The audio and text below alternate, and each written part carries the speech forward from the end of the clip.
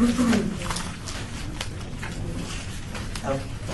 All right, I'd like to call to order this meeting of the Community Development Recommending Board for February 9th, 2017. City Clerk, are we in compliance with the open meeting law? Yes, we are. Thank you very much. At this time, would you please take roll? Yes. Chair Miller? Here. Chair Ashland? Here. Alternate co-chair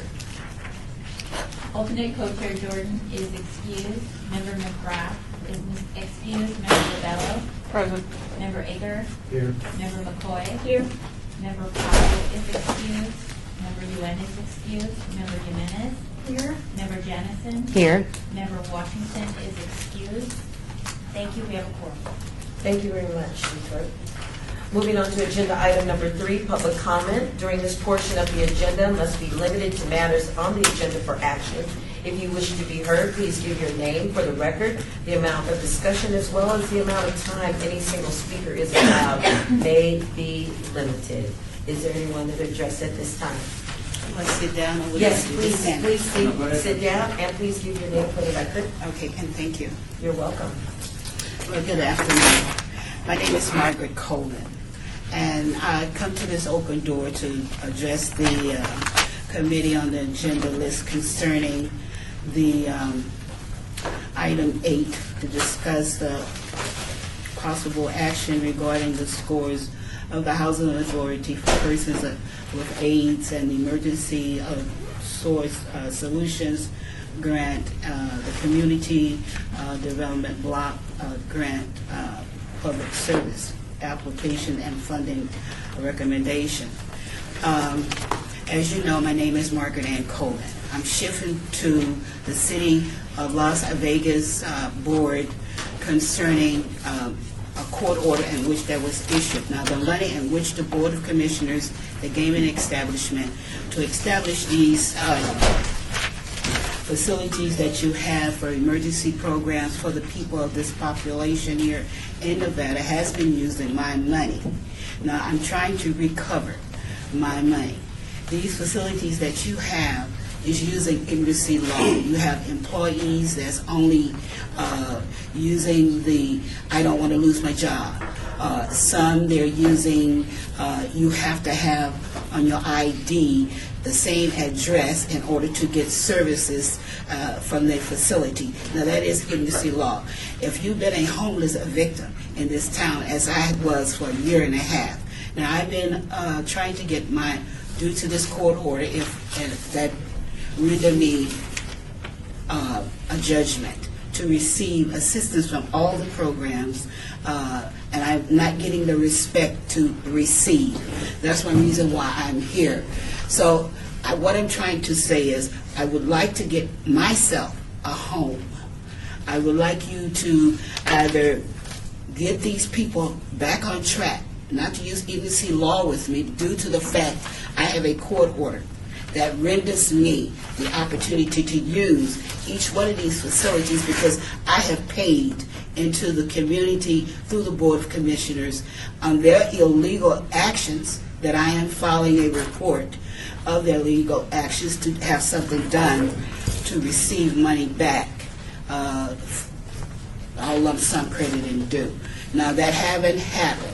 But when it do happen, I'm shifting to Barlow in order to help the community on the west side to rebuild it.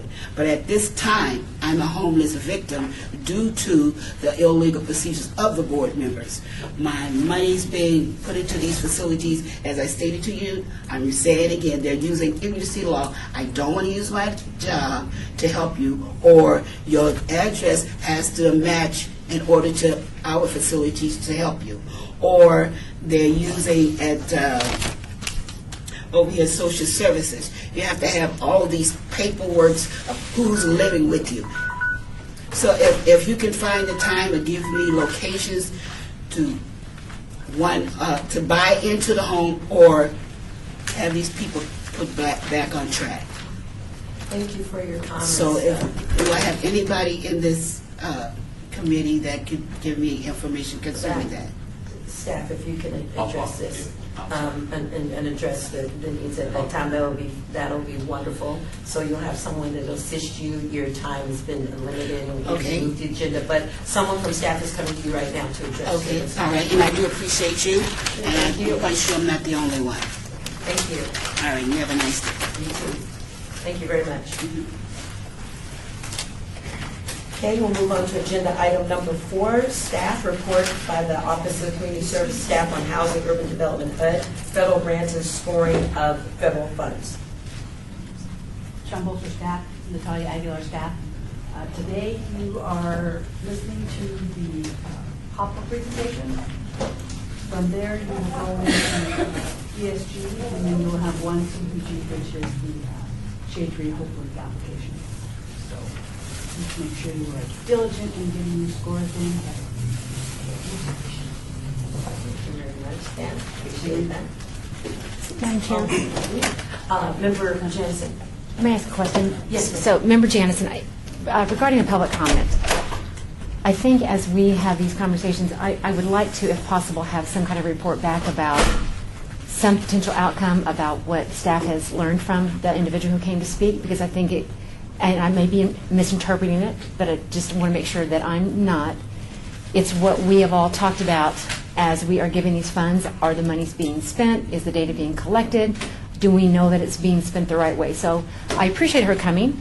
I don't know if it's legitimate or not, but at the same time, if we could just have some kind of report back onto what happened after that, I would appreciate it. Thank you, Member Thank you. Jensen. Chair, I'd like to acknowledge that Member Washington just walked in. Thank you for joining us. And staff, I know that you'll be diligent in getting that information back to us. Thank you very much. Okay. Any further questions before we move on to our next agenda item, which is agenda item 5? Before we begin, I'd like to take the time to alleviate any concerns that agencies have regarding the risk analysis that was completed by city staff. We'd like to focus on your presentations today. However, we have been informed by city staff that agencies were given the option to address any concerns during your presentation. Please note that we will hear these concerns should you wish to address any, but will not engage in discussion for the sake of time and allowing us to hear about your program. The risk analysis is simply a tool used by staff for internal purposes and will not negatively impact funding decisions. As a reminder, you will only have 3 minutes for your presentation and 7 minutes to answer our questions. We will now be listening to presentations regarding application for Emergency Solution Grant ESG submitted by Catholic Charities of Southern Nevada. Oh, I'm on item 5. I apologize. Item 5, I jumped ahead. What? I'm trying to hear everybody. Right? Excuse me, I apologize. Agenda item 5. And it's presentations regarding application for housing opportunities for persons with AIDS, HOPWA, submitted by Aid for AIDS of Nevada, AFAN, Community Counseling Center Case Management Program, Community Counseling Center Community Health Program, Golden Rainbow of Nevada, Incorporated, Help of Southern Nevada, and Las Vegas Clark County Urban League CAA. Staff. Sean Bolster staff. So what will happen is you have 3 minutes for presentation, and we have an alarm, so when your 3 minutes are done, then we'll move into the 7 minutes that the board has for questions. And if you have time left, you can circle back and discuss anything you think that was missed. Yeah, you'll hear the alarm. It's loud. With that, I'd like to call AIDS for AIDS Nevada, AFAN, forward, please. Thank you. Madam Chair, would you please stand for the disclosure? Oh, thank you very much. I was looking at my notes and I forgot something. While you're approaching, just to remind members, does any one of the presentations we're about to hear, does anyone need to disclose or abstain? Seeing none, we will move forward. Thank you very much for reminding me. Good afternoon. Whenever you're ready, please don't forget to speak loudly and also to identify yourself when you're speaking for the record. Thank you. Good afternoon. My name is Antioco Carrillo, and I'm the director of APAN. And this is my staff, Nancy and Abanca and Chiquisa. They're going to have an opportunity to talk. We want to thank you for taking the time and examining our proposal, and we're looking forward to working with the city again. As you may or may not know, AFAN is the oldest and largest AIDS service organization in the state. We have been in existence since 1984, and we have shifted services, provided services, since the beginning based on the needs of the population. Currently, we have an average of 1,200 clients that we see on a yearly basis, and they come to the office 2, 3, 4 times or even more times a year. So our services range from emergency financial assistance to housing and the rest of the categories that we're applying. We have funding, obviously, from other grants, but we also depend, a lot on the funding from the city. So I'm going to let Chiquisa talk a little bit about the program. Good morning. My name is Chiquisa. Good morning. Good afternoon. My name is Chiquisa Mosley. I'm stuck in yesterday, apparently. As Antioco mentioned, we have a wide variety of services. We provide nutritional counseling, mental health therapy, emergency financial assistance, and the funding that we receive from the city is vital to the health of our clients, actually. Many of our clients, either because of mental health issues, substance abuse, negative credit histories from before, criminal backgrounds, undocumented status, it's very challenging for them to find affordable, stable housing. And so the funding that's been provided over the years has been very vital to making sure they have stable, affordable housing and keeping them in care. And so some of the funding we get from you guys is supportive services, so that helps. That allows us to help clients with IDs or birth certificates so they can apply for assistance or benefits. STRIMU for those clients who already have a lease or mortgage in place and they come into a financial crisis and just need a stepping stone. TDRA allows us to provide a little bit longer term assistance with the client paying a portion of that. Housing operations, in addition to giving funding for our 8 bungalows, it also allows us to provide hotel motel vouchers for individuals in housing crisis. And now we're also asking for additional funding for mental health therapy because that's a vital component and keep clients in care. Did I forget anything? How are we on time?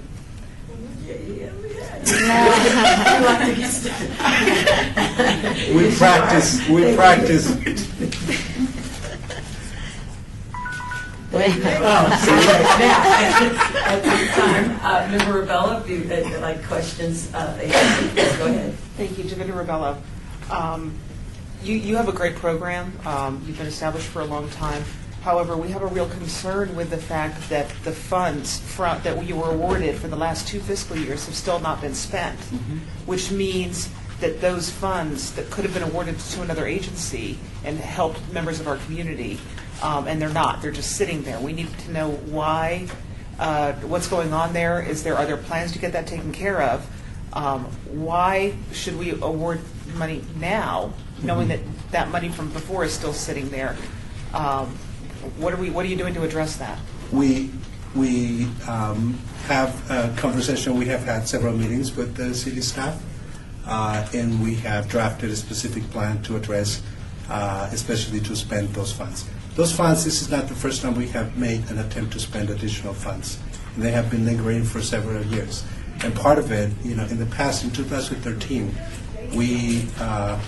I had a conversation with the city to spend some of those funds at that time, and we made plans to purchase a property to make sure that it was specifically used for housing for people with HIV/AIDS. We're going to manage it, and we went through the process. We engaged a real estate agent. We looked for the properties. I presented the information to Sean in the past, and we even gave the $5,000 earnest money. And at the end, the city made a decision not to allow us to spend those funds at that time. And consistently throughout the year, we have met with the staff to find ways to spend different funds. And part of the reason we have always been, in the process of spending unspent funds is because we get to the place, we have 2 main events that provides a lot of the funds that allows us to front the money. So the HWAC gives us, the opportunity to provide all the services that we can in the black and white, along with different programs and events that we have throughout the year. And oftentimes when we don't have those events, we run into tighter times to provide the services. And unfortunately, at some times, the reimbursements from all the grants that we get don't come in on time. And so if I front $50,000 a month for the city and another 50 for the county and another, 12 for the state, and I don't get reimbursed until after a month, 6 weeks after, I'm already fronting double. As we are right now, we have not received the reimbursement from December, and there is a small reimbursement from November. So we're always kind of fronting the funds that we're able to, and at some level there is up to 2 months of fronting funds. It's almost $200,000, and so for the organization that manages this amount of funds constantly, I hate to be a pain, but your staff hears from me constantly chasing where the reimbursement is, because I have to make decisions as to whether I'm going to, limit the amount of services that I'm going to spend, or pay my staff that has worked already 2 months in fronting the services. And as a result, we have modified our staff. We have a plan on. We have 2 development members in our staff that all they do is they do grant writing for private funding, and they also do the events. They put on the events. And with that, we already have 3 more board members that have, all their experience in fundraising. And this is where we are taking the steps to subsidize for, us not being able to spend the funds, but it's a combination of we're not able to spend the funds because sometimes we're tight on money, and I have to wait sometimes up to 6 weeks from all the grants, to get reimbursed. And at that time, we're talking a couple $100,000. Member Jansen. So, Terry Janison, and maybe I just didn't track with you, but that doesn't make a lot of sense to me, because if that's the case, and you are fronting with others dollars, and then once you do get that reimbursement, those funds should be expended then. So I don't understand, did I just miss that? Because I heard you say that you can't spend down city funds because you're waiting on the reimbursement and you're spending your other dollars, when in essence, if you've spent your other dollars to cover what they should be covering, once you get it, it should be spent out. Yes, but what we're talking about, checks for $600, for $800, for $400, for whatever it is, and it's the amount of checks that we cut for clients to pay rent. So when I front that, when I pay, as I pay, for instance, for services and for the staff salaries for the month of December, I have not been reimbursed, and it's already February. Correct. Right? So I expect that hopefully over the next week or so, I'm going to be reimbursed. Correct. So the funds that I have gathered already from, City. I'm just talking about city funds that you're asking for today. yeah, I don't get them unless I spend them.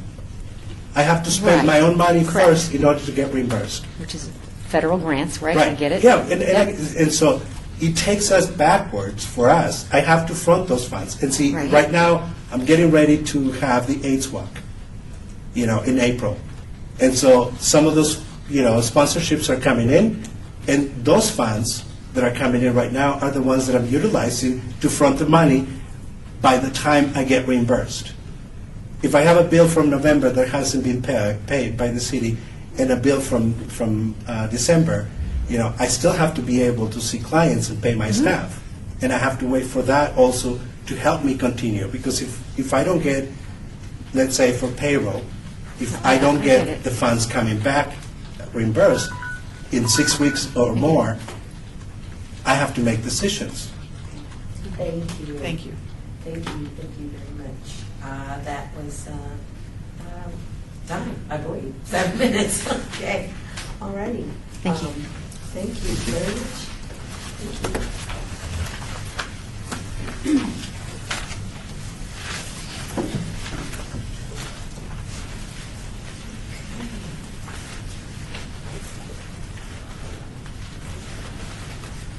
Community Counseling Center Case Management Program.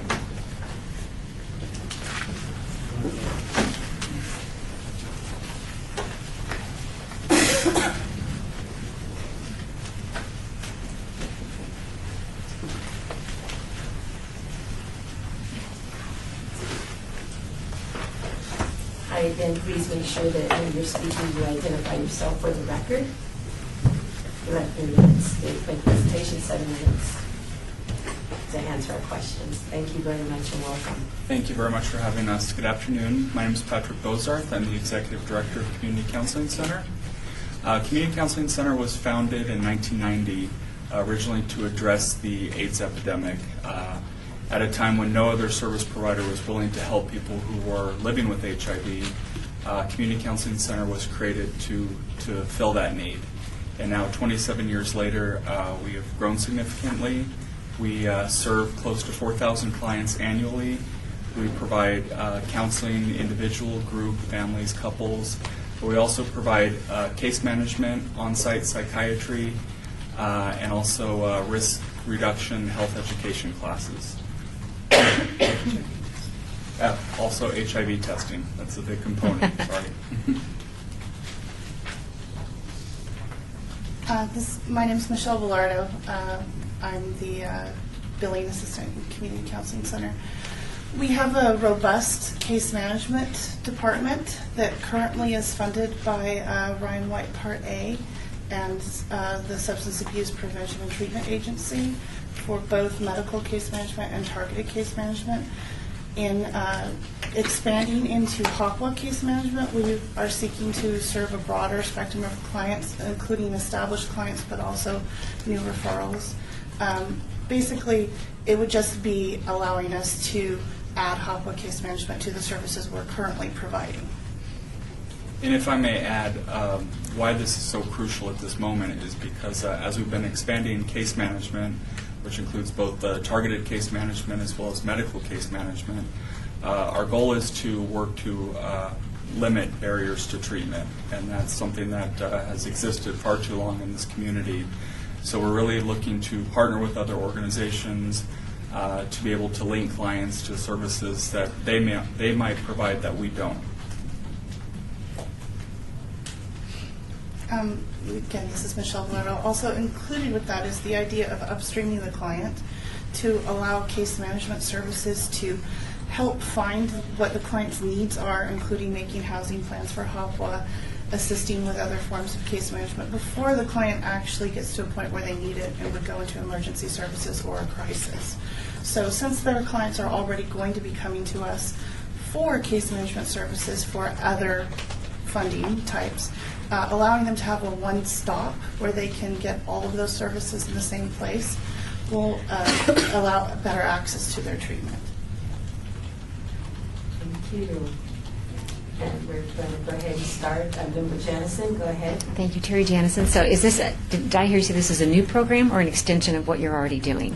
For HOPWA case management, it would be a new program. It's new, okay. But it's an extension in the sense that we do have a large case management program.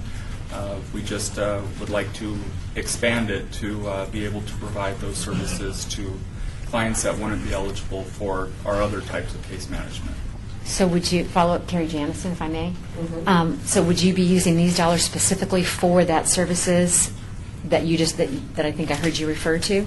And will you track that to know that these dollars are being spent for those cases? Yes, Michelle Velardo. We have a robust EHR system where each client is given their eligibilities, and we're able to pull billing and outcome numbers out of those. So we would be able to track clients specifically for HOPWA case management. Thank you.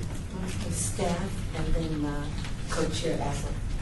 Real quick, Sean Bolzer, staff. The HOPWA and ESG programs do not have to follow the same mandate as CDBG, where it has to be a new or expanded service. Beautiful. So just to get that clear. Thank you. Those regulations specifically state what programs, what the money can be spent for. HOPWA has specific things that can be spent for, as so does ESG. So Terry Jansen again, so just to clarify then, so that there's no new guidelines from HUD on HOPWA? Not at this time. Thank you. That didn't take any of your time. No, I did No, not. stop. No, she stopped the clock. Co-Chair Anslin. So 2 questions. I just want to make sure that, since we are talking about the different categories under HOPWA, are you submitting under the support services? Makes sense. Okay, I just want to make sure I have that. And then the second question, you talked about MOUs. You're trying to start that. And you say no in your application. Who are you starting to have conversations with? One of the primary organizations we've spoken with is Knowledge. I'm sorry, my name is Erin Almada. One of the primary organizations is Golden Rainbow. Also, we have worked with AFAN when they've referred clients to us. I'm not sure. COMC. So COMC is another that has referred, and that we would refer with for case management. Are you working on an MOU or are you just collaborating? I believe at the moment, this is Michelle Valero, at the moment we're just collaborating, but were this to be established, we would create an MOU.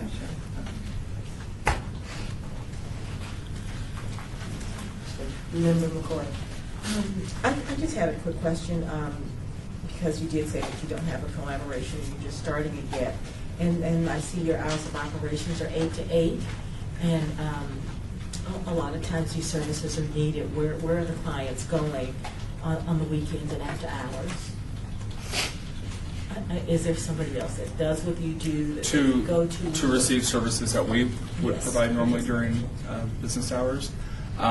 There's Southern Nevada Adult Mental Health would be really one of the only options in the area to provide 24-hour service. At the moment, we do not, but we are hoping within the next year to develop a 24-hour crisis intervention program, and therefore, once we have that in place, we would have staff counselors who would be available if there were a crisis during that time. Thank you. Member Washington. Member Washington. I would love to know a little bit about your breakdown of the demographics of the folks you serve, with the men to women, age, race, that type of thing. Where are you seeing coming through your doors? This is Patrick Bozarth. The breakdown is typically males. The percentage would be about 60 to 70%. And then among that population, close to 50% would be Caucasian, about 30% Latino, and close to 15% African American. And then also, this is Michelle Valero, among those, I believe it was 83% are considered low income according to federal poverty levels. And then just a small percentage above that would be middle income. Member Washington, a follow-up demographics as far as age. Are you seeing a lot of young men, middle-aged, senior? This is Patrick Bozarth. We are starting to serve more clients, younger clients in the HOPWA program. Typically, the majority of the clients within the HOPWA program have been between 40 to 50, 55. But we have increased the clients in that program lately, and we're starting to get more people in their 20s and 30s. Member McCoy, how does one find out your program is available to them? Where are you guys going out to find people so that they know you have these services available? This is Patrick Bozarth. We collaborate a lot with other partnering organizations, AFAN, Golden Rainbow, UMC Wellness. So we work closely with them. We meet at least on a monthly basis. We let them know of any new services we have. We also promote our services on our website and through email blasts. Just Member very- Jansen. And Member social Jansen. media. Well, and just very quickly, so are you participating in 211? Yes, Okay, I was going to say, because I think that's important. yes. Michelle Blair. We are in 211, and in addition to what Patrick was stating, we also have a large client population that is referred to us through mandate for other services that may end up qualifying as we do their evaluations for HOPWA or HOPWA case management. And advertising for Kay Lombardo, agency administrator. We advertise as well through radio and social media, mostly for our HIV testing. And we have noticed we are the #1 agency now that provides HIV testing, and people coming in for that also will find out about our services. Okay, Member Rebella. Member Rebella, are we seeing any kind of change in the diagnosed cases of HIV over the last couple of years? This is Patrick Bozarth. Change? Increase, decrease? Well, Newly diagnosed. I would say it's increased. The number of clients we've tested has increased significantly. Last month we tested 122, and of that, 4 were positive. Just to follow up, when I was a kid, that's when the AIDS was first coming out, and the advertising was so intense, and everybody was knowing about it, and now you never hear about it anymore. And I just think that that's a shame. I wish that some of these agencies, some of these public agencies, would put more advertising out there to let people know that this still exists and what a serious Well, one thing that we've done at Community Counseling Center is we have staff who are trained in risk reduction, and they will do a presentation each of our groups. So whether it's a mental health group or a substance recovery group, they'll come into the group at least once a month, and they'll do a presentation on risk reduction techniques in healthier living. Thank you so much. Thank you so Thank you. much. We appreciate your time. Thank you so much for answering the questions. Thank you. And, yeah, but stay there, because I've got one more. Take a breath. He was all excited. He's all like, All hot in that seat? okay. All right, so you're still continuing on now. There's a Community Counseling Center Community Health Program. And so you have the U of A. All right. Well, let's see. For the introduction, it's pretty much the same, but I just want to reiterate the the history of Community Counseling Center in Las Vegas, and with regard to the AIDS epidemic. That over the years we've served so many clients and expanded. You need to identify yourself again. Oh, I'm I'm sorry, I sorry. didn't mean to interrupt. Patrick Bozarth, Executive Okay, Director. Thank you. In that, over the past 27 years, we've served so many clients in this community, and unfortunately have lost many over the years. But during that time, we've increased our services, we've expanded them, we're reaching out to as many different populations as we can to teach people safer ways of living, healthier ways of living, and that's something that we're very passionate about at CCC. This is Erin Almada. I'm the development coordinator. I think one of the unique things about HOPWA funding that we so appreciate, especially for our mental health and substance abuse treatment, that would be under this grant, is that we're able to serve not only the infected but the affected population as well. Because I think a lot of times we focus on the person who's infected, but we don't necessarily put a lot of time into what their family might be going through, those who are living with the person who is infected. So we really appreciate the fact that HOPWA does allow for those that consideration as well. And to follow up on that, this is Patrick Bozarth. Research consistently shows that in psychotherapy, one of the most effective strategies is to involve the family or the partners. And so to Erinel's point about why the HOPWA funds are so important is because we'd be treating the individual, but if we can't bring the family in or the partner in to the treatment, there's going to be less of a chance that the treatment will be effective. So in situations like that, the family members or partner might not have health insurance, or they might not be eligible for other types of funding. So to be able to bring people who are affected into treatment, it's going to help the individual who was originally brought to treatment, but also the whole family unit. All right. Board members, does anyone have any questions for Community Counseling Center, Community Health Program? Go ahead, Member Janison. I just give other people a chance first. Terry Janison. So I could look it back up, but tell me the difference in what you're asking. What's the program for the first requested funds and the second requested funds? What's the difference? This is Patrick Bozarth. The primary difference is the community health program is for treatment, meaning for counseling, so individual or group family counseling. Case management, however, is not treatment, but it's an important component of the treatment. So the case management would assist in linking the individual to services in the community, primarily via HOPWA to housing opportunities, because that's such an important primary need of the individual, and so that's why these funds are so important for these clients. Thank you. Any of the members have any further questions for Community Counseling Center? Seeing none? Thank you very much. Thank you again. Thank you. Thank you.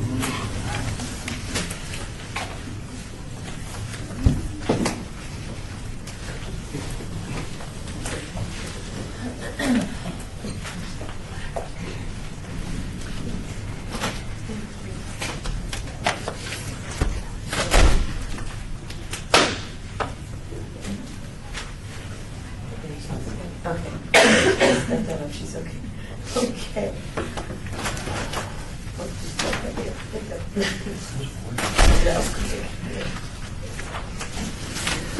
Golden Rainbow of Nevada. Good afternoon. Good afternoon. Make sure you speak loudly and you identify yourself while you're speaking. Thank you. Okay, sure, absolutely. My name is Gary Costa. I am the Executive Director of Golden Rainbow, and I'm just going to read a brief little statement here because my memory is not so good. For 30 years, Golden Rainbow has been a source of tremendous support for people living with HIV. In fact, we were the first organization in Las Vegas created solely to provide housing for people with AIDS. At one time, our buildings were a safety net in the darkest days of the epidemic. Many people stayed only a few weeks or a few months. Very few stayed longer than a year. For most, it was their last place to call home. Many died on the premises. The emerging housing model designed in the 80s is no longer meeting the needs of the people living with HIV in this new era. Fortunately, with advances in medical treatments, the housing needs of people with HIV and AIDS has evolved. Rather than the last place to call home, these people need a midpoint for managing their disease and a stepping stone for re-entering society. As a result of these changes in the epidemic and the loss of permanent buildings due to Project Neon, we have decided to take this opportunity to reimagine our organization, Golden Rainbow. In June of 2016, we launched a $1 million capital campaign to help establish the Golden Rainbow of the future. We titled it, appropriately, Golden Rainbow Reimagined. This will be a first phase of a multi-phase plan to transform the delivery of housing and services for people with AIDS in Las Vegas. Now, over the past year, Golden Rainbow has begun partnering with other community organizations, many are in this room today that you've already heard from, and we've created programs and opportunities for people with HIV to return to being productive members of society and of the community. By focusing on maintaining healthier lifestyles, treatment adherence, wellness management, we've seen an increase in people seeking mental health services and participating in programs while going back to work. Our proposal today before you is to continue the funding so that many of the affected community members need in order to manage their disease and remain healthy. The number one barrier for most people with HIV to maintain a healthy drug regimen, and these are the drugs that are keeping people alive, is that a threat of homelessness or homelessness itself. By continuing the funding of our permanent housing program and our support services, we can ensure that the health and well-being of the people we serve will continue to improve, and we can reach our goal of preventing the most vulnerable clients of ours from becoming homeless citizens. Thank you. Member McCoy. Member McCoy, I think that you have an amazing program, but I will tell you that I have like a couple of really big concerns that I'd like for you to address for me, please. And one of them is that you stated all the needs that are necessary and that the clients need, but yet you spent none of your money from last year's budget at all. And so help us understand why you have all this money, you have all these needs, but yet you can't spend it. First of all, the money that you awarded us last year was never released to us. We have never received a signed contract. We've never received any authorization to spend those funds, which has caused a tremendous burden on our organization, especially for one of our main goals was to purchase and renovate a building to provide this housing. So the grants that we were awarded that was supposed to start effective June 1st or July 1st, 2016 have not been awarded. We have not allowed to touch it. We've not been given a budget. We've not been given any authorization. Instead, we've been told to spend funds that were left over from previous years, a combination of, I'm not sure what criteria was used and what model was used, but it's been just a big cluster F, if you want to ask me, okay? So that's been the frustrating thing. The second thing is that, much like my colleague Antioco explained from AFAN, is it causes a cash flow problem. I received a large chunk of money from the city of Las Vegas, or from the state of Nevada, when they took my buildings by eminent domain. I've been trying to purchase buildings using that money. We need funds, we wanted some funds, and we asked for and were granted $50,000 in the previous year and $100,000 in the year that we're currently sitting in. We're already midway through a year, and I've received not a penny of that money or even an authorization to use any of it. So that $150,000 was going to be used to purchase buildings, then to prevent the homelessness that we're talking about. But because the city has failed to release those funds to us, giving us even a verbal authorization to do so, it has tied my hands. We have not been able to enter into any kind of purchasing of buildings, and therefore the funds that we have been awarded are very strict, and it's mostly for move-in costs for people living with HIV. We have a lot of people that are just needing one-time help with HIV, with housing assistance. The funds that we were awarded in this last grant that we're working on do not necessarily pay for emergency financial support for housing. It's for establishing permanent housing, first and last month's rent, security deposit, which is great. There is a need for that, but that isn't where all of our needs are. So to answer your question, yes, there's funds out there. I see them too, and I'm very frustrated, as you can tell. So I've been working closer now with new city staff that have been appointed to us, and I'm hoping we're coming to a resolution to spend the money. But the fact is that I right now have 3 clients living in a vacant lot. One of them right behind my building, one in a dumpster next door, and one sitting in the doorway of the Metropolitan Community Church, because they cannot get apartments because nobody will rent to them because of their credit history or because of their police records. And the homes that we are trying to replace are perfect. Those are perfect examples of the clients that are falling through the cracks because someone got arrested for marijuana 20 years ago. They can't get an apartment today in most cases. There is a housing shortage of affordable housing in the city. And when Project Neon came through and tore down a lot of the affordable housing, it created even more of a need. So I have people now that we want to help. We know the funds are out there. We can see them on the same paper as you can see, but they haven't been released to us. So yes, I'm frustrated by that too. And I'm just asking for this body and for the city to release the funds to us. Let us spend them how they were planned, they were intended, and I will follow that plan. I will spend the funds, and I will be here next year telling you our successes of getting those 3 people off the streets and getting more people into housing, safe, supportive housing, which our organization was intended to do, and exactly what Congress and politicians and the communities decided when they passed these funds.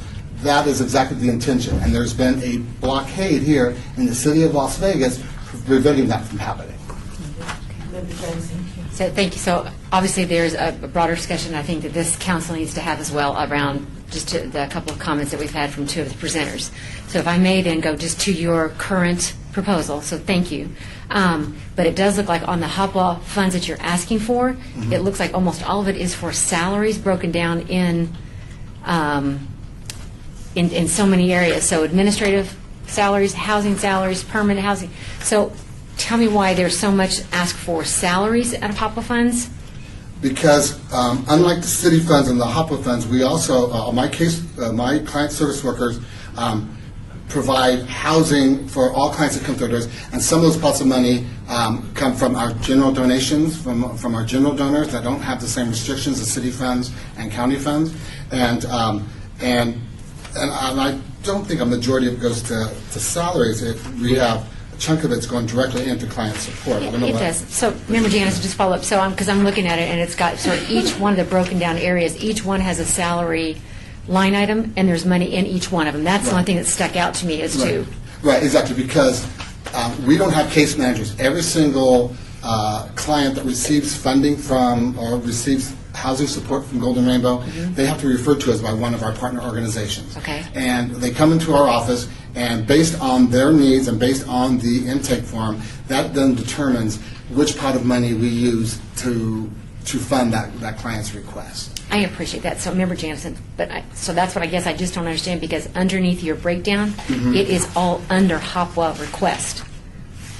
So you've got HOPWA agency funds, and then so you've broken down for this program. You've got different buckets that you're going to be spending on this program. And under HOPWA specifically, there's like 4 different items all for salaries. That's the only reason that I... And the reason is that that's all, I only have only 2 staff people. It's myself. None of that's mine, okay? that's all goes to my other person, okay? And what it is that because it's broken down because we have 4 different areas. Well, the admin is just a general admin over, but you'll see the client direct for the direct client services, housing assistance, permanent housing placement, and housing operations. Those are 4 programs that all fall under HOPWA. So we divide whenever the client receives one of the services, we put the time that was used to make that referral. Thank you. That kind of thing. I appreciate that clarification. Okay. Any further questions? We have 30 seconds. Okay. Thank you. Thank you very much. Thank you.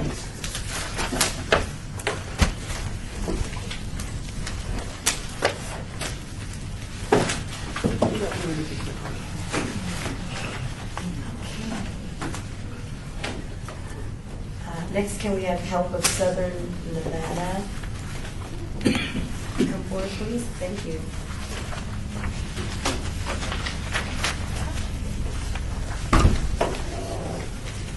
Good afternoon, everyone. Good afternoon. I am Bridget Clarity from Help of Southern Nevada. To my right is Kelly Robeson, the Chief Social Service Officer, and next is Fulala Riley, who is the President CEO. We are before you today for a program called No Place Like Home. It is designed to help people living with HIV and AIDS with supportive housing, intensive case management, and medical case management to help ensure that they stay engaged in care. Our plan is that, if you know us, we have a mobile crisis intervention team that goes out into the city and locates people that are living in places not meant for human habitation. And according to a government study, 1.7% of all the homeless are HIV positive, and of those, a third are unsheltered. So we believe that we will be able to funnel some of those street homeless, once they agree to services, into No Place Like Home. We will also obviously take people from the shelters and such to try and relieve that bottleneck. As a side note, HELP already helps this population. We help them through our other programs. We help them with housing, which I'll go into more detail. But I want you to understand we already have that experience. We just don't have a program that is specific to people living with HIV and AIDS. The services provided, we take care, we have MOUs established with local property managers, and we've negotiated things with them, like they waive deposits, they waive application fees, they'll include the utilities in with the rent, they waive background checks and credit checks, and that's instrumental in getting a lot of people into housing.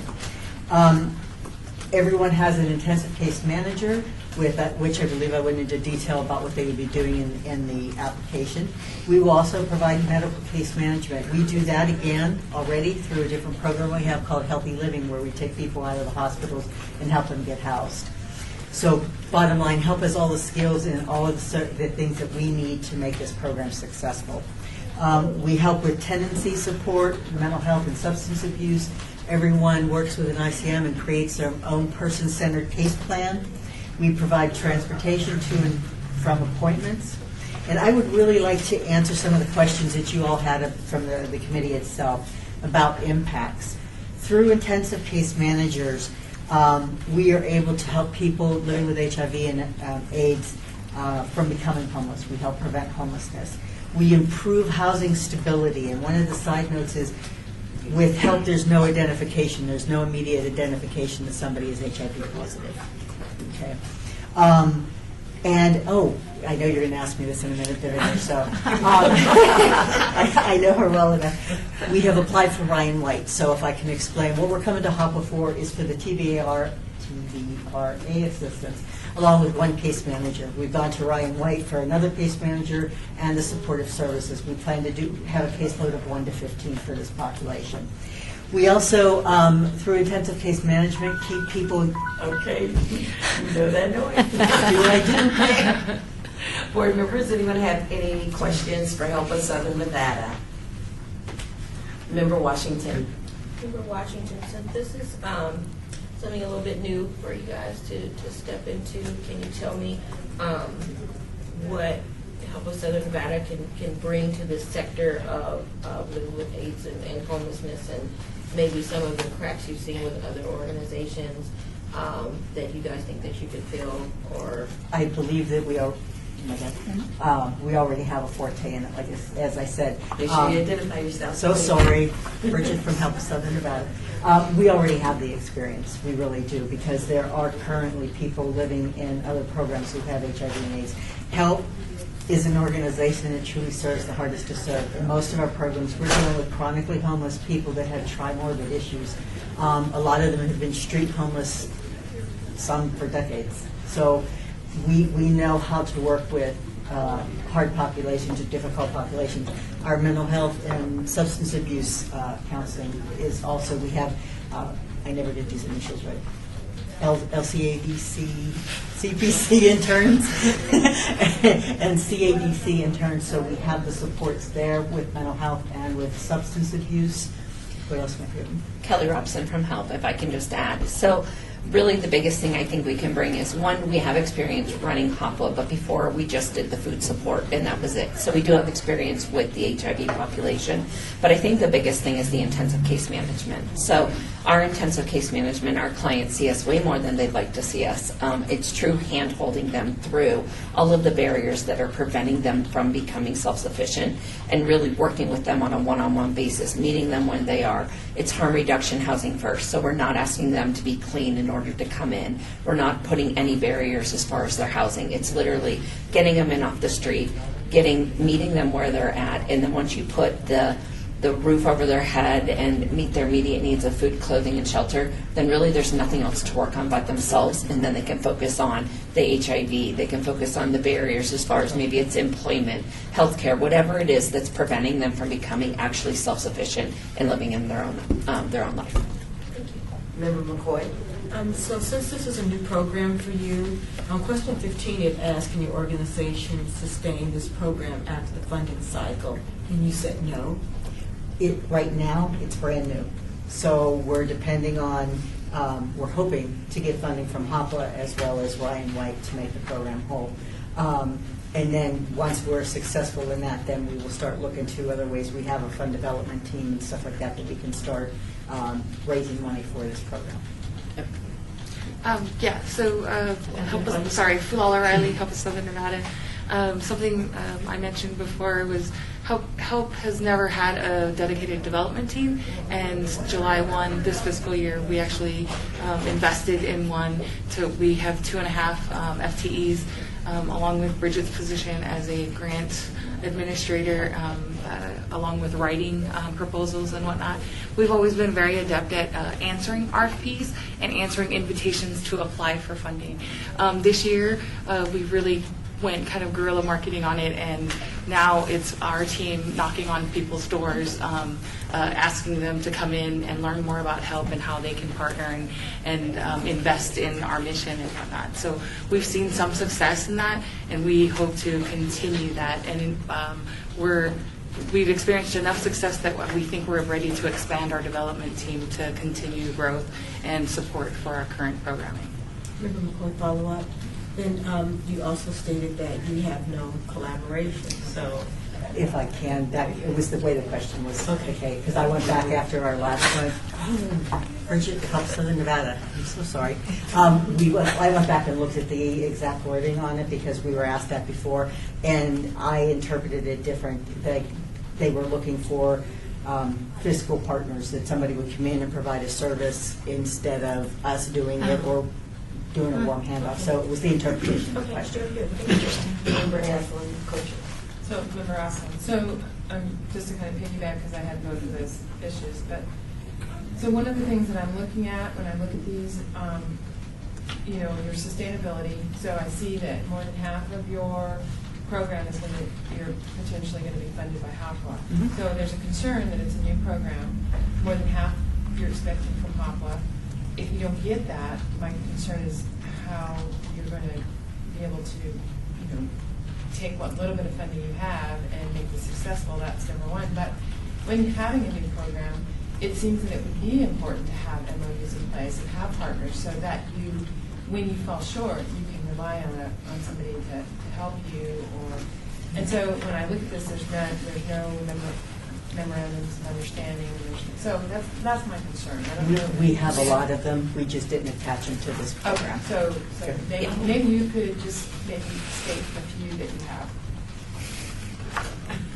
Kelly Robson with Help. We have MOUs with community counseling. We have MOUs with all of our apartment complexes. We have MOUs with the Shelby Catholic Charities, with Shade Tree, with Salvation Army, with the Safe Houses, West Care, Trailways. There's numerous that we have, and they can be actually presented to you guys if you'd like to see them. But again, we read that question as almost like a subcontractor as far as collaboration, and we knew that we weren't planning on having anybody else actually come into this program to help us run it, that we were actually going to do it. So that was, we misread that, and apologies for not including, but we do have numerous signed MOUs. 4 seconds. 40 seconds. I just said 40 seconds. Any members have any further questions for Help of Southern Nevada? No? All right. Good. Good. None. Thank you so much for your time. We appreciate it. Thank you very much. See you later.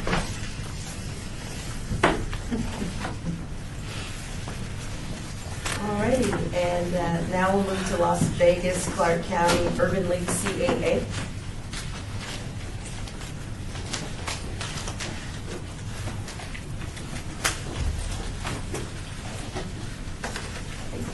Please make sure you identify yourself and speak loudly. Thank you. Elisa Howard, Director of Minority Health Services. Juan Garcia, Grants Director.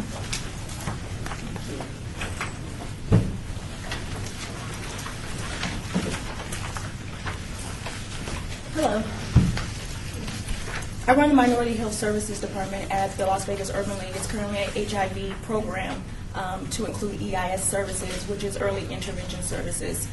This is a new program given to us by the Department of Public and Behavioral Health, Office of HIV.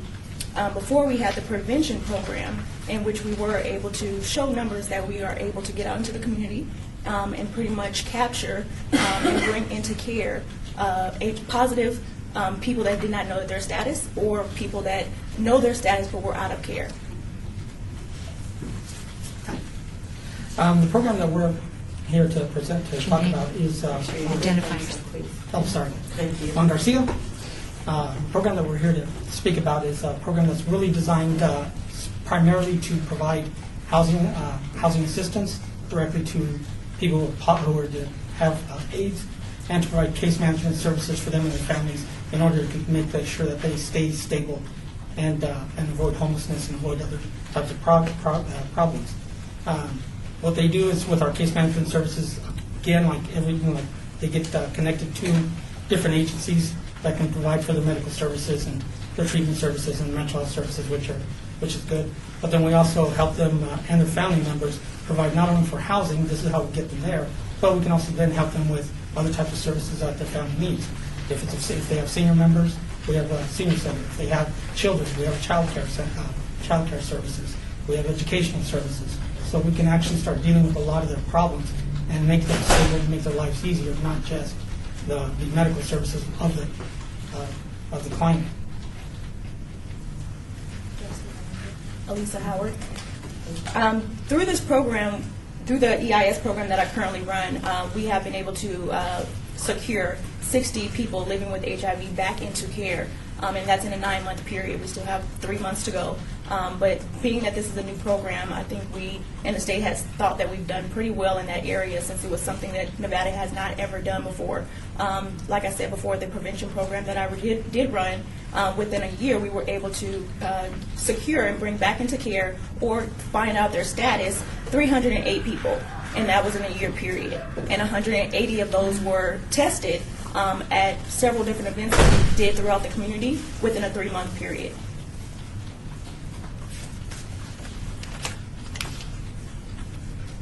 And as we know, people living with HIV who are temporarily unhoused or unstably housed, pretty much their retention and care rates go down.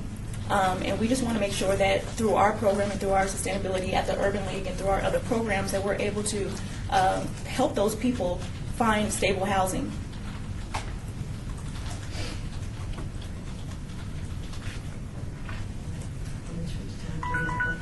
It was getting kind of close. Okay. Open the floor to any members that have any questions for Las Vegas, Carter County Urban League. Member Jimenez. Hi, Jimenez. Something different that I saw in the application was you guys are providing 100% of your participants with cultural competent services. I just wanted to know What it looks like? Okay, what we're looking at is we've noticed that especially in the last few months, that there's an uptake in our clients, all our clients through all our programs for for the needs for Spanish speaking and other languages. But just because you speak Spanish doesn't necessarily make you Mexicano, Puerto Rican, or Cuban. So we're looking at, and I myself am actually a certified diversity trainer. So we're looking at developing a diversity program within the Urban League, so we can actually start meeting the needs of all populations, not just the language itself, but the cultural needs as well. Chair Miller, so with the cultural competency component that you have in this program, who are you interacting with your MOUs? Again, as we review these applications, there's certain things, I don't know how you interpret it, but there's no listing of who you're partnering with or your MOUs. And then to have this interesting component, I just wanted to know if you could go further with that. Okay. Juan Garcia again. Yeah, we didn't list the MOUs because it wasn't a required fund, so if it's not required, I have a tendency to go to the next thing really fast. As a grant writer, that's what I do. But right now, we are members of the Minority Health and Equity Coalition, which is the precursor of the new state, what's going to become the State Department of Minority Health. So we are members of that organization. We work with Planned Parenthood through their Prima Plus program. We're starting to look at working with other types of organizations, and the majority will come from that Minority Health Coalition, which is, I believe, 30 or 40 members, different agencies. So that's the beginnings of it. And I would like to add, Elisa Howard, that several of our members of our community that we work with are behind us today, Golden Rainbow, AFAN Community Counseling, and we have great partnerships and relationships with them. I just did a training at AFAN last week for the whole week, so we do have partnerships with them, and we can provide you with those MOUs if you would like. Thank you very much. Chair, let's recognize that Member McGrath has joined us. Thank you. Sorry. All righty, Member Washington. Member Washington, when you talk about the cultural competency component, adding that to it, can you describe what that would possibly look like for? Well, it begins with the training of the staff members, not only for HIV/AIDS, but staff members within the agency. Because hopefully what we're looking at is the HIV will be what brings them there, whether they're referred or they hear about it, but that's what they're there for, and we provide the rest of the services along the way to make sure that they're stable. But we start with the staff there, so to make sure they understand what culture is, how it affects the people you're working with, and I can go through we have an entire training program that I have to go through. But it is there. And then also, once we have the staff trained, then it's a matter of making sure that the area is actually comfortable for different cultures. So it doesn't look like this is only the Urban League, for African America and so forth. just for Spanish-speaking Hispanic. It's got to feel like an entire comfortable for most for multi-racial. So there is going to be some other changes that have to be made, not only within the agencies, so people are actually comfortable about running. So follow-up question, Member Washington, and that's kind of what I was getting to. So, because this would be an added component to a program that you guys did not have before. So, how will folks know that this is if this grant is funded? How will folks know that folks living with HIV/AIDS can come and receive these particular services? Through our CareWork services, which is a database that everyone that has HIV is put into, but all of the community partners that actually have grants dealing with HIV put their clients into as well. So through marketing, through CareWare, through things like that, we will reach out and do community services like we've been doing. We've been out in the community a lot over the last 2 years, doing events like National Black HIV Day, National Latino AIDS Awareness Day, and through that and through our tabling events, and we will get that information out. But also to add on to what Juan was saying, for our cultural competency, we're starting with our policies and procedures first and foremost. We've updated those to be comprehensive to that, but also with our staff at the front desk to train them on cultural competency so that they know how to approach people and how, when people living with HIV come through the doors, how not to say, they'll be right with you, or just sit over there away from everybody else, but include everybody. So just be inclusive of everyone. Any members have any further questions for Las Vegas Clark County Urban League at this time? Seeing them, thank you so much. Thank you. And at this time, I believe we are scheduled for a brief break. Is it 7 minutes, 10 minutes? 10 minutes, so give you 10 minutes to take a break, and then we will re-adjourn to complete our agenda. Thank you.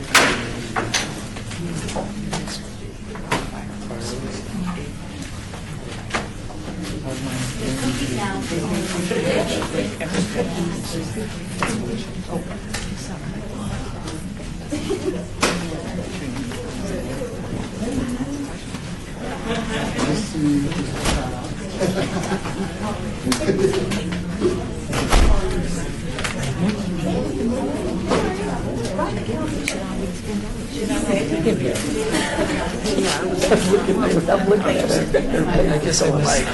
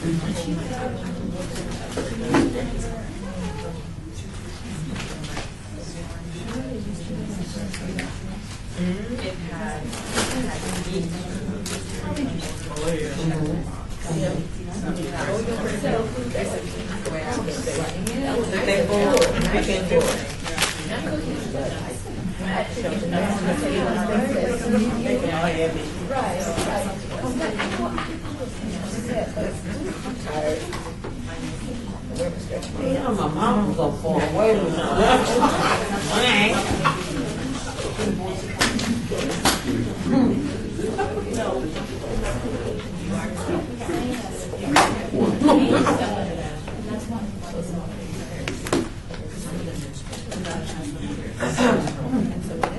Team, we're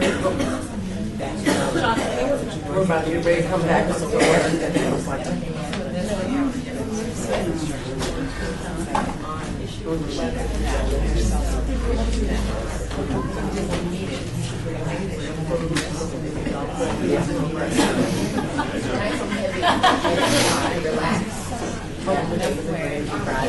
Each of the I should go down. So there's the Senate information. One of the bills that's coming up, so I've got to leave her about 3. Should just go. Okay, I think we're going to. Sorry I missed the fireworks at a meeting that was held from 11 to 1. We're going to go ahead and call the meeting back to order. Members, if you can locate yourself back to your seats, that would be appreciated. Thank you very much.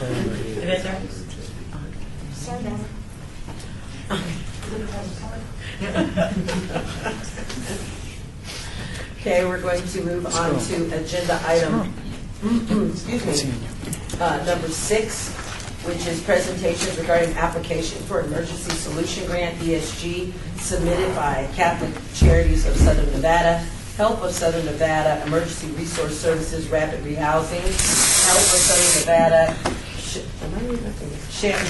Shannon West Homeless Youth Center, Lutheran Social Services, Salvation Army. Okay. Thank you. Lutheran Social Services, Salvation Army, Shade Tree, and West Care Nevada Incorporated. At this time, is there any board member that needs to disclose or abstain?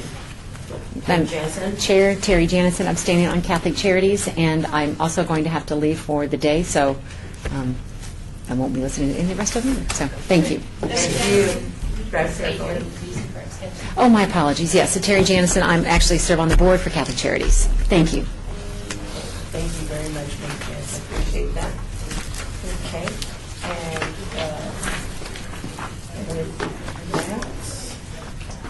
And we'll call up Catholic Charities of Southern Nevada. How are you? And please make sure that you state your name for the record when you're speaking or answering a question. And please speak loudly. Thank you whenever you're ready. Thank you. My name is Tim Doyle. I'm with Catholic Charities of Southern Nevada. We are thankful that you invited us to present for Homeless to Home. We're asking for $250,000 for our program, and I would like to turn this over to our Vice President of Social Services, Albert Chavez, to describe the program. Good afternoon. Good afternoon. For the record, my name is Albert Chavez. I'm the Vice President of Social Services at Catholic Charities. Catholic Charities has, as I described in the prior meeting, we have a robust case management team with case management tracks that are designed to eliminate gaps. And one of those tracks is Homeless to Home ESG, which serves families and their children. What we're doing is we're taking the first measure of this particular program is to place people in rapid rehousing through transitional permanent housing, and then also take a look at what is the need here, whether it's employment and to get them to be self-sufficient within the next 6 months. So what we're doing is we're creating an individual service plan that's tailored to the actual situation, the actual family situation. And then we're utilizing the stages of change, motivational interview, and client-centered case management to really facilitate our not only individual service plan and the time that we spend with our families. Stages of change really start with pre-contemplation, the contemplation, preparation, action, and maintenance. So what we're hoping is that through that pre-contemplative stage, we actually help our clients move into contemplation, preparation, and then action and maintenance of their own individual service plan. Our goals in terms of the individual service plan is to create self-sufficiency. We're taking a look at their financial goals. We're providing them with life skills education and job readiness education. In financial education, we're taking a look at their credit and having them take a look at their credit, building credit, building a savings. We're taking a look at their health, whatever issues or exist with regard to health. We're taking a look at the mental, emotional conditions and building goals around their health. Employment goals, we're incorporating that job readiness, providing cover letters, resume writing. We're doing a whole lot of mock interviews with our clients. And then we're taking a look at housing goals. We're taking a look at the whole situation we have at the 6 to 9 months, and we're really building out that plan to have this person or client successfully launch out into independence with their families, never to return to our program again. Our educational goals incorporate, again, the life skills, psychosocial, emotional aspects of the issue. We're taking a look at whether or not there's a diagnosis. Okay, thank you. Members, anyone have any questions for Catholic Charities at this time? Or Chair would like to recognize Member Powell. Anyone have any questions for Catholic Charities? Member McCoy. Member McCoy, I'm just curious because on your audit findings, you said that you had one audit finding, and this is just clarification for me. So when you do your IRS, do you do a separate one for each of your different programs that you have, or do you do your taxes and include all the programs that you have? Sure. Okay, so then my question was that I think one of your answers on there said that there was an audit finding in one of the grandparents programs or something like that, but it had no bearing on this program. And then for me, it's kind of like, well, they all kind of like on this one, so really it kind of does. So could you explain that for me, please? Absolutely. My name is Jennifer Olson. I'm Controller, Catholic Charities of Southern Nevada. We did have one programmatic finding on our A133 audit last year. It was not a fiscal finding. And it was related to some documentation missing from a client file in our program. So to rectify that finding, we've put together an eligibility checklist for that program, and finance goes to that program once a month to test a sample of the total clients to ensure that all of the documents are there. We've also hired a file coordinator to ensure that we have someone on staff who's going through those files. For the program in question that we're actually applying for, the case managers are responsible for maintaining their own files. There's also a supervisor. There's, I think, a little more healthy of a staff within this program than there was in the other one, and we've since hired to help rectify that problem. Thank you. Co-Chair Aslan. Member Aslan, so on your program budget, maybe I'm just missing it. It looks like it totals 225, but you're asking for 250. Where's the other 25? That's correct. We inadvertently left out the $25,000 that we were requesting for the security deposits. So the $25,000 is in the other category, the rent, security, and deposits. So the total we should have put on here was $210,954. And then we're asking for support for the one case manager. Chair Miller, I have a question about demonstratable best practice. You're talking about creating a plan and embracing families. So are you basing that off of previous experience? Are you mirroring a best practices program to support the idea of your issue program? Absolutely. So for the record, Albert Chavez.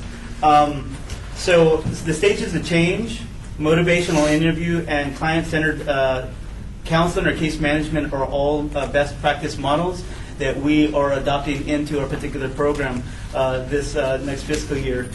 So basically, yes.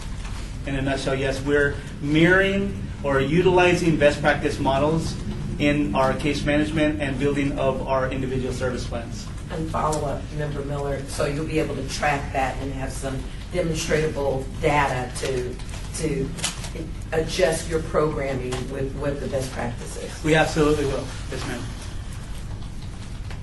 Any of the members have questions? Member Washington. Member Washington. So going back with the discrepancy with the request amount that you were looking at, my question is overall for all of your grant applications, I guess, because we had some questions with some of the other ones as far as some things were left off or forgotten to be added or what have you. And we discussed those when they were presented before. But my overall concern is that for such a large organization. There seems to be some rookie mistakes, I guess, and so I'm trying to figure out, I'm trying to connect the dots to why that's happening. If this is not your first time at rodeo. I'll answer that. Tim Doyle, Catholic Charities. These are the first ones I've written. Okay. So literally the very first government ones I've written. So I did miss a couple of things on them.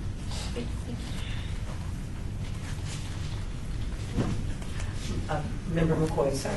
Member McCoy, can you tell me the demographics of the people that you serve, like male versus female, and the ethnicity of them as well?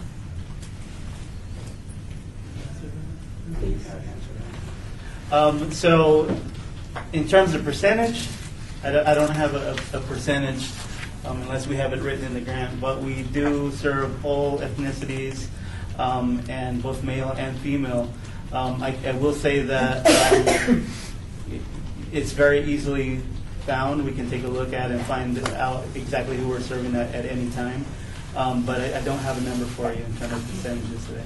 Member McCoy, as a follow-up, then I would like for you to give that information because it's important to us to Absolutely. understand what the makeup and the demographics of the people that they're serving. If you Yes, don't ma'am. mind, please. Thank you.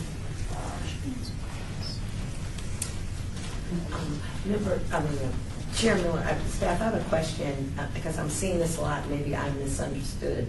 When I'm looking at the attachments, is it the same issue with the MOUs? Like who they're collaborating with? Were they required to do that or no? Or Natalia Aguilar, staff. Thank you. For the collaboration plan, it was indicated on the application that we were looking for letters of support or MOUs that actually had the agreement laid out between the agencies. It was not a requirement, so on the application that was scored, they scored as bonus points if they included actual MOUs. There's a difference between just collaborating in terms of a referral process, so we send somebody to X agency and you don't provide your service, rather than having an actual MOU in place where there's a clear understanding of I have an agreement with this agency, they're going to provide X services, and then both parties know what services are going to be provided, rather than having a client bounce around. thank you very much. Any other members have any further questions? And we don't have time for those. Thank you. Thank you very much. I just have a question for the demos. Who should I forward to Sean? Sean. Okay. Thank you. Thank you. And thank you. Thank you. She's like, what? She did.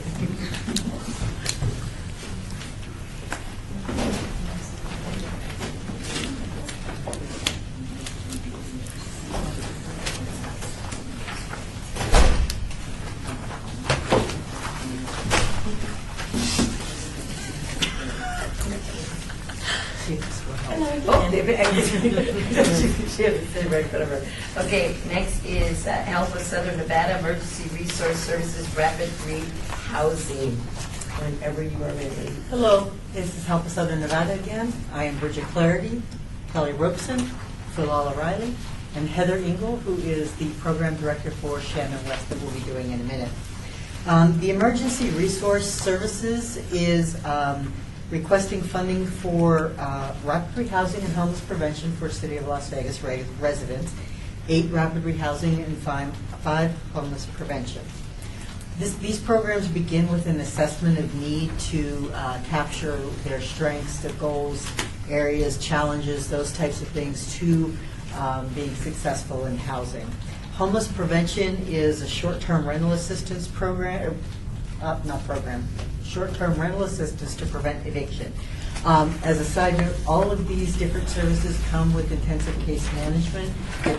We're not handing money to a landlord and never talking to this resident or participant again.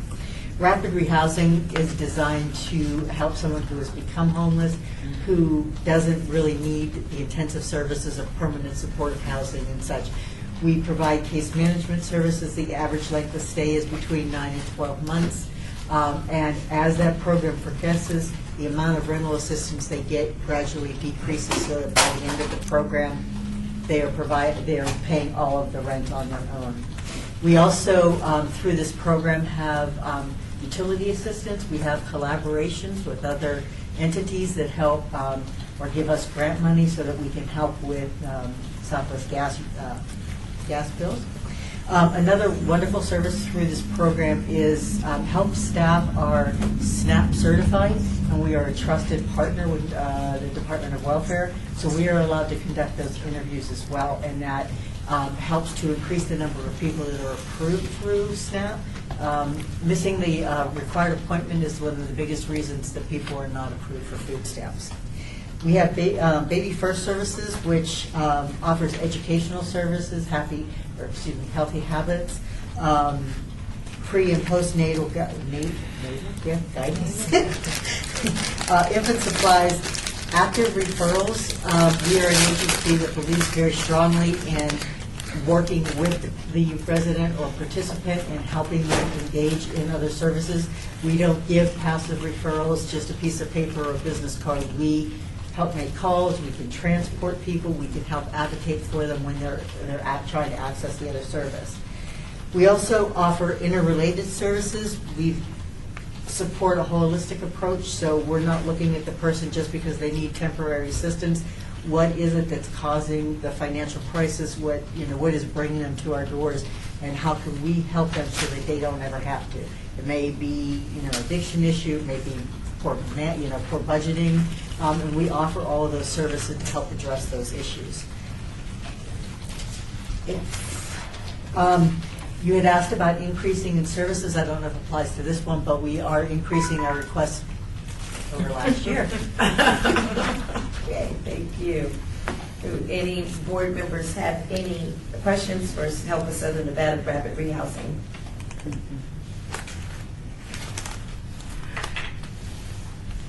I don't see any. Wow. We have. So, Member White, did you have a question, or you just? Oh, no, I was going to say if there was more they wanted to share. Yeah, and then would you like to share some information? I think, There are no questions. So just, we are taking everybody through coordinated intake. The only families is not a population that's in coordinated. Oh, I'm sorry. Kelly Robinson will help. Just find some on me. So we are, like I said, we are using coordinated intake right now. Families is not a subpopulation that is in the coordinated intake system right now that's in the process of hopefully July 1 being in there. Oh, I'm sorry. Coordinated intake is the new mandate through HUD where there's 5 hubs. All the social service agents or Clark County Social Service buildings are the hubs where clients go in, do a housing assessment. They're placed in a community queue based on their vulnerability score that they score on this housing assessment, and then those are the first people that we actually house. So we're serving the most vulnerable, the ones that without the housing would most likely pass away or whatever on the streets or become chronic. So, but we are using that system for this program, and once families come online, then we'll use it for that program also. So. Thank you, Mr. Washington. From Washington, for the rapid rehousing, where would you normally place them? Where would they actually go? As far as, do you have certain like motels or that you work with, or how does it work? Kelly Robinson from Help. So they actually go into their own apartment. Okay. So we use, like we said, we have MOUs with numerous apartment complexes around town. However, if they choose to not live in one of those complexes that we have, then we just need to make sure that that apartment complex that they want to live in is willing to work with the subsidized program. But they don't go into, it's literally their own place that when the subsidy runs out and they're ready to be self-sufficient, that they can maintain in that same unit. One of the benefits that we found is Bridget Clarity, Help of Southern Nevada, I'm so sorry, because of the negotiations that have occurred that Help has conducted, the apartments that we have MOUs with are where a lot of the families do like to go because they don't have to worry about background checks, credit checks, deposits, because we've negotiated that they don't have to pay those. Follow-up question? Go ahead, Ms. Washington. Have those apartments, are they scattered around the city? Are they concentrated in one particular area? Do those folks will stay there? Bridget Clarity, Help Southern Nevada, yes, they are scattered throughout the area. They're not all like on Owens or whatever, or on Flamingo, they are scattered throughout.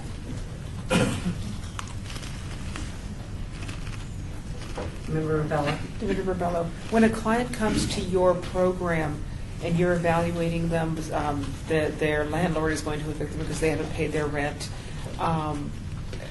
Do you provide help to everybody, or if for instance, if they get Section 8 and can't pay their tenant portion, is that something that you guys can help with?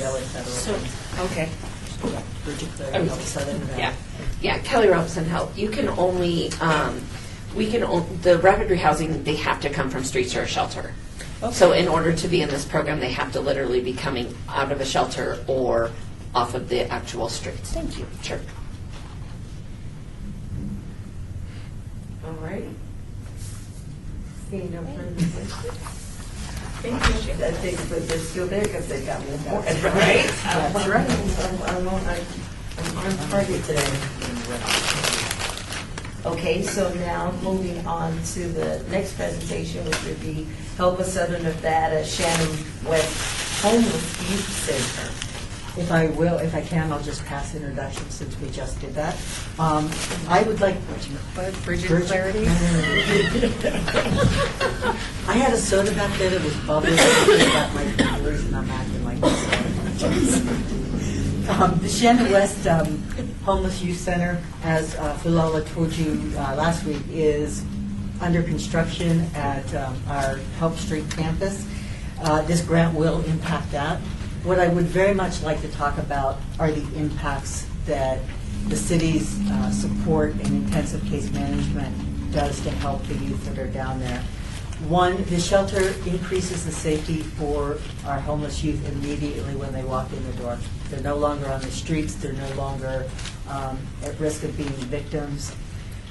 The intensive case management helps to lessen the demand on other systems in the community, hospitals and the Juvenile Justice Center, those types of things, because they have a stable place to be. They don't have to commit crimes to survive. We're providing all of the basic services that they need. We're also helping them to improve life skills for their future so that hopefully they stay out of those high-cost systems. We also improve outcomes around education and employment. We truly support the idea that every youth should finish their education, go on to some type of training or secondary education if they're interested. We have the Help Work Program, Work Opportunity Readiness Center, that does dropout recovery. They do on-the-job training. They can help with vocational training and putting people into job placements. We've had programs like that before with a collaboration with MGM. They've ended up taking a bunch of our youth and did end up hiring a couple of them.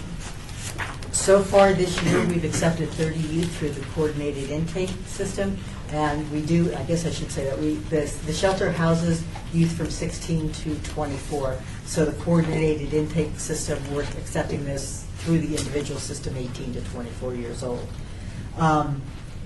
The impacts of staying at the Shannon West Youth Center have lasting effects in a youth's life. They feel safe again while they're in residence. They can address addiction and mental health issues. They can address past traumas.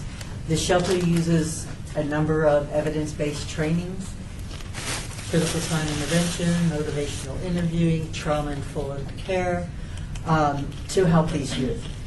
They can secure an income and mainstream benefits. They can learn how to set and work towards goals. They learn how to save money. They learn how to budget. They learn about meal planning and nutrition, increase their education, improve their employability, learn about employee retention, because studies have proved that at 18 months of employment, somebody tends to stay permanent on that job, so you have that period of time where they're learning. And they can also learn about tenancy, housing affordability, and stability. And those of you that know me, that's like just such a core important issue. A lot of these, okay. Thank you.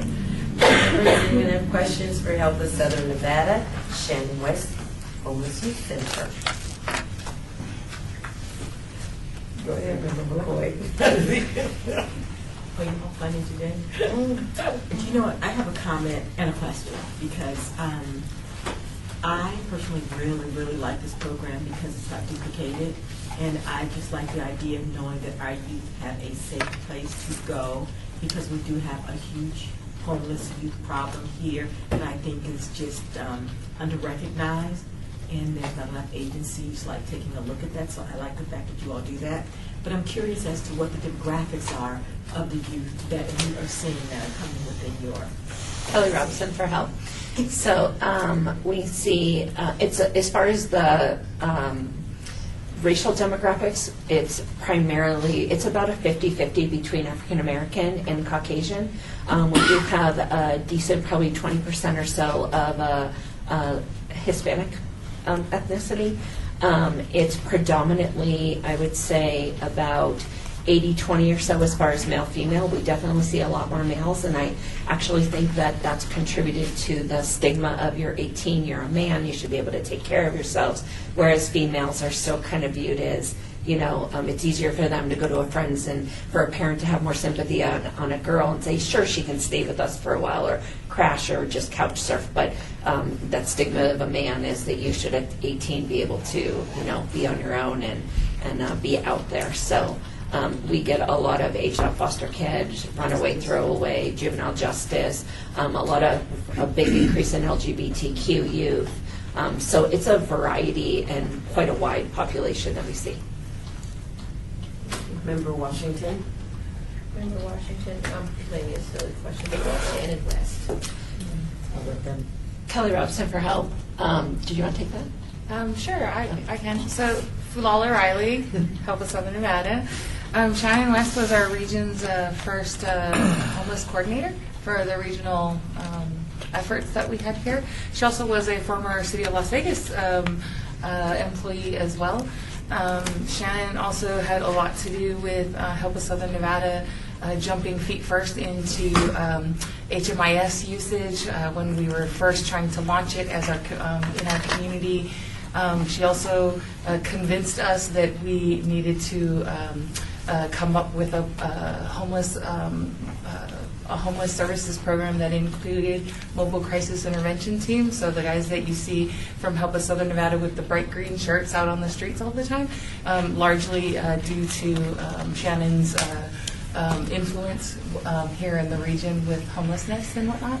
And so Shannon also, very young, entered into a fight with breast cancer, and she lost it very young at 45. And so she accomplished so much and taught Help of Southern Nevada a great deal. I remember the first time I actually had a meeting with her about homeless services at Help of Southern Nevada. I looked at the RFP and I said, yeah, I don't see it. It's not us. And one of the things was it had a mental health component. This is like 13, 14 years ago. And I had no idea how to supervise a psychiatrist, and I didn't think that was our, hey, we're going to stay in our lane. I don't know about that. I don't know about substance abuse and all that. But Terry D'Antonio, our CEO, and Shannon had a conversation, but she actually brought into, you don't need to know how to supervise a psychiatrist. You just need to know how to contract with an organization that's their specialty. And so, she brought a lot to Help, and so we kind of attribute some of our growth in the past decade or so to her leadership in the region. So when she was in the midst of her fight against breast cancer, Terry D'Antonio thought it was an appropriate naming. And then in a really weird coincidence, that's actually where she had her first job out of social work school, was the Center for Independent Living, which we later renamed after her. Did not know that. Co-chair Aslan. Let me make sure I'm in the right place. Okay, yes I am. So in looking at your performance measures, I guess as I read this, the question that comes to mind is, you've got half of the youth exiting into more stable housing and 30% exiting with stable employment. So the question that I have is, explain what happens to the other half or the other 70% as far as employment goes. I mean, do they come back? So Kelly Robson for Help. So a lot of the kids haven't finished, when they come to us, a lot of the youth haven't finished their education yet. So employment's not even on the radar at that point in time. It's mandatory that they go back and get a GED or a high school diploma. And then at that point, if they want to pursue post-secondary, then we'll support them through post-secondary education. So some of them actually leave us prior to actually getting employed. Some of them decide to go back to family, if they have family to go back to. Some of them go into a roommate situation. So not everybody is actually doing the employment and leaving us with employment. As far as the permanent, the stable housing, it just depends. Some of them, like I said, are reuniting. Some of them are going back into that. Some of them are transitioning into other housing that is not transitional. Some of them are going in roommate situations, and then there's a lot of our youth that just aren't ready. And so we see one of the things that we do is we'll take a youth back 3 or 4 times, because a lot of times they're just not ready for that structure. It's a very structured program. It's not just 3 hops and a cot. You have to work on yourself while you're there. And a lot of them are, I'm grown, I don't need this, you can't tell me what to do. And, within 2 weeks we see them back there going, okay, I realize I need this, can I come back in? And sometimes it takes 3 or 4 times to actually get them to engage and work a program and become self-sufficient. Sure. Bridget Clarity, Help of Southern Nevada. One of the issues that we often overlook when it comes to youth outcomes around housing, they don't have the options that an adult does. One, if they're under 18, they can't sign a lease. If they're 18 to 24, a lot of them have never lived on their own. They don't know how to run a house. They don't have the credit to qualify. And you've got the chicken and the egg. Well, they can't get employed because they don't have a stable place to live. They can't get a stable place to live because they're not employed. So this is a very difficult population when you're looking at that income. So that's why it's worded even that way, more stable housing, because it's not realistic necessarily that they're going to be able to leave. Thank you very much. Thank you so much. Appreciate it. Thank you.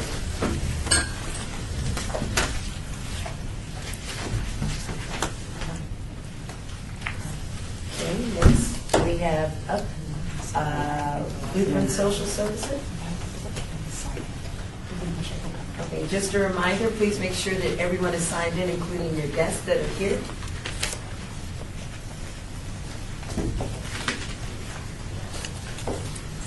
Don't forget to identify yourself. Marissa Cervantes, Lutheran Social Services. I'm Annie Wilson, I work for Metro Police Department. Sherry Richardson, Lutheran Social Services. Maria Machuca, Lutheran Social Services. Thank you. Okay, thank you for allowing us the opportunity to discuss our program with you all. This is, we're applying for our program HOME, which is housing outreach, housing opportunities to motivate and empower, which includes dollars for homeless prevention and rapid rehousing. Our homeless prevention program, we work with households who have experienced a hardship or a crisis that was beyond their control or means, that caused them to not have the funds to pay for 1 month's rent, which therefore they are facing eviction. And so we work with that household to pay their rent, possibly utilities, to make sure that they do remain housed and they do not become homeless. The assistance for this program can depend on the needs of the household, so it can vary case by case, whether it's 1 month assistance, 2 months assistance, or 1.5 months. So it's all case by case, depending on the case manager and the clients. For the rapid rehousing, that is where we work with literally homeless individuals who are in the streets, shelters, or areas that are not meant for habitation. We work with them to get them housed and provide intensive case management services to work with that household to ensure that they become sustainable. So once the assistance ends, that they are able to pay their rents on their own. We work very closely with Metro and other agencies in town to receive referrals. We also get referrals through the coordinated intake for single adult households. And then when coordinated intake, do I have to explain that? Okay. When coordinated intake launches the families and the youth, we will also receive family referrals through the coordinated intake. We also work closely with Metro. Just to talk about one of the incidents we heard about. I'm sorry. Annie Wilson, Metro Police Department, the home space for Metro Police Department. Work with Metro Police Department, I work with all our departments. Just to give an example of how we work together, About 2 weeks ago, we had an apartment complex. They evicted like 15 families. 15 families were getting evicted. So instead of those families going into homelessness, I was able to work with Lutheran Social Services and some of the other agencies to connect them to services. So these families now, they're in housing today because of working with Lutheran Social Services and some of the other agencies that I work with. So I thought it was a very successful story. And to aid in the success of the households that we serve, we provide a variety of internal services at LSSN, which include, we do SNAP outreach. We have 2 staff members that are training to be community health workers, so therefore they will help the families and individuals sign up for Medicaid and Nevada checkup. We have a food pantry, so our clients always have access to our food pantry to help aid their process and relieve some of the income or expenses that their household faces. We're a VITA site, so we also help our households with income tax preparation. We have holiday programs to help our families. Okay. Thank you. Any board member have any questions for Lutheran Social Services? Member Powell. Hi, I wanted to ask a question about the evictions. Is that because Metro is now or already taken over the constable office duties in terms of evictions or notices? I really felt bad for the people, the residents. Oh, thank you. Annie Wilson, Metro Police Department. Okay. Thank you. And I really felt bad for the individuals that were staying there because they were all families. There were 3 or 4 families living in one apartment. What happened is that the landlord was a squatter. And they were paying rent to this landlord, so they made them squatters. So what happened? We were able to give them 3 weeks before. Well, 3 weeks before they had to move up because 1 week, we talked to the owner of the property. He let them stay 1 week. The next 2 weeks, there's some other agencies step in, then connecting them to permanent housing with Lutheran Social Services. So there was not they were not homeless, and that was the goal for them not to become homeless. And some of the other agencies, like I mentioned, they help with the food because they could leave all of a sudden. They didn't have food, so make sure they had food. We make sure they had Pampers because one has small babies, so you have to have Pampers. Whatever they need, bus passes to get around because some of them have transportation. We just had to bring all the community together to make it happen, and then the outcome was long-term permanent housing. That was the outcome because of Lutheran Social Services. Okay, thank you. Member McCoy. Member McCoy, I just had a question. I was interested in your hours of operation, and this was for me. I'm just curious because you guys have regular business hours, and homelessness is 24 hours a day. So where are your clients? How are they being serviced after hours? I mean, I hear all about the things that you're doing, but if I'm homeless at 5 o'clock, y'all gone. That's true. So can you tell me that and your demographics as well? Okay, so we work closely with Metro, who works with other shelters in town who have reserved beds for Annie. And so in the event that someone, Marissa with Lutheran Social Services, in the event that someone is needing the housing while we are not in business hours, they go through Annie, and then she gets them housed temporarily in a shelter bed. And then arranges with Maria, actually, is our case manager who's at the corridor once a week.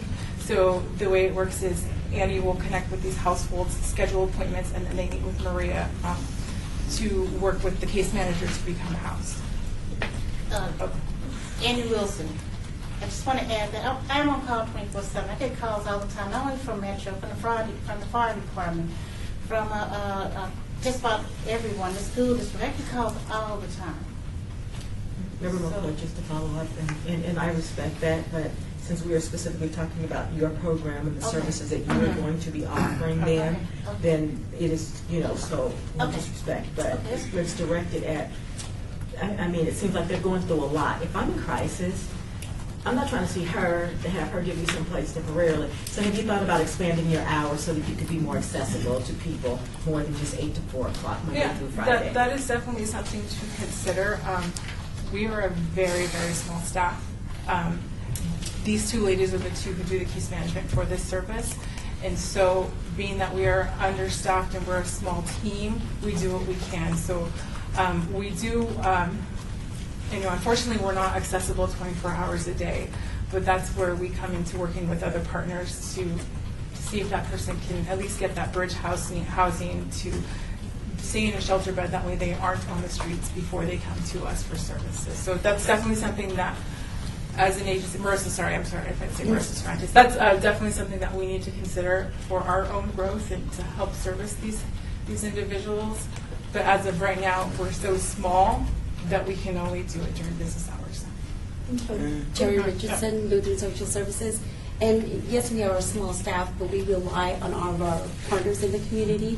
So we are an agency that cannot do everything in the community. That's why we reach out to all these different agencies, and that's why it's such a great partnership with the community and with the other agencies. So that's a great, plus on us and other agencies, because we do have that relationship and we do have that partnership that we can reach out to and kind of share, and help these households. If one agency is not able to, another agency can step in. So it's that collaboration among the community that really helps us. Does anybody else have a question? Because I have a follow-up. Go ahead. Since you stated that. So then for me, if I find myself in crisis and I'm after hours and I call Lutheran Family Services, what is the recording going to tell me to do at that time? Currently, right now, we have the 211 referral outsource. So it tells me to call non-emergency police. And then they... Annie Wilson, Metro Police Department. So if you call Metro, they're going to call me. I call them. I'm calling them right now. Okay, you call them, then call Metro, they're going to call me. We're going to get you a house. I'm not going to leave any family out there. We don't do that. There's no way. So, and that's perfect, but I guess I just want a little bit of clarification on, when I call your number at 4:30, what is your recording going to tell me to do? That's all I really want to know. The recording refers to 211. So if someone were to call and no one picks up the phone, then they would be instructed to dial 211, which is the resource. It's not the non-emergency line. It's the, our Southern Nevada resource line, and through 211, they can receive information on other shelters or other providers. Perfect. Okay. I didn't know where I was supposed to go. Oh, Marissa, again, sorry. Thank you. I appreciate that, because that cleared it up for me a lot. Okay. Co-Chair Aslan? Member Aslan, so in looking at your sustainability plan and looking at the program budget, so I'm just a little concerned about sustainability. So if you don't get all of the funding or you get none of the funding, it kind of looks like it's half of your program. So do you rely on the bigger portion of your, I guess, this is just the program piece, but where are you going to get those funds? Marissa, Lutheran Social Services. We are working with our board of directors to strengthen our donor base and our unrestricted dollars. That is always a goal. We have annual fundraisers. We apply for other funding, so through the City of North Las Vegas, Clark County, the Continuum of Care, and so we're always actively looking for funding to help support our programs. Thank you.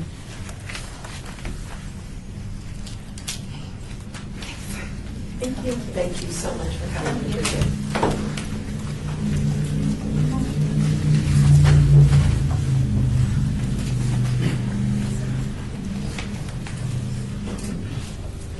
I didn't know there was a 211. I had no idea. I know about 311. Does everybody know about 211? How many people know about 211? Sean Bolster, staff. 211 is a number that someone that needs assistance can call, and it lists different services that are Available. I had never. Okay. Now I know. And Davinda Rebello, and it's not just homeless, it's all kinds of services.